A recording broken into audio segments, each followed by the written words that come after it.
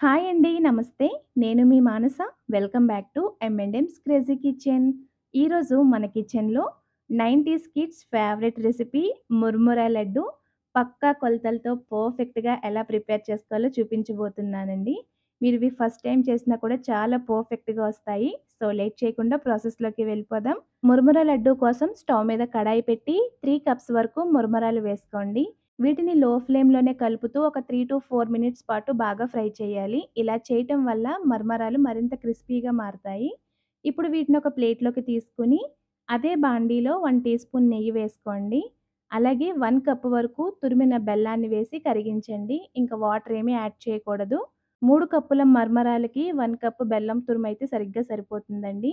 పాకాన్ని చెక్ చేయడానికి బౌల్‌లో వాటరేసి కొద్దిగా బెల్లం సిరప్‌నైతే వేసుకోండి. పాకం కన్సిస్టెన్సీ వచ్చేసి ఈ విధంగా ఉండపాకం అవ్వాలి. అలాగని మరీ గట్టిగా అవ్వకూడదు. కాస్త సాఫ్ట్‌గా ఉండేలాగా చూసుకోండి. ఇప్పుడు ఇందులో పావు టీ స్పూన్ వరకు యాలకుల పొడి వేసుకొని ఒకసారి కలిపి స్టవ్ ఆఫ్ చేసేయండి.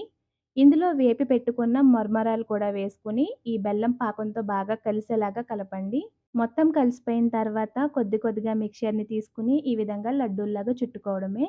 చూసారు కదండీ! చాలా సింపుల్ అండ్ పర్ఫెక్ట్‌గా చేసుకునే మరమరాల లడ్డు. మీరు కూడా ఈ రెసిపీని తప్పకుండా ట్రై చేయండి. చాలా కుదురుతుంది ఫస్ట్ టైమ్ చేసినా కూడా. అండ్ చేసిన తర్వాత మీకు ఈ రెసిపీ ఎలా వచ్చిందో మాకు కామెంట్స్‌లో షేర్ చేయండి.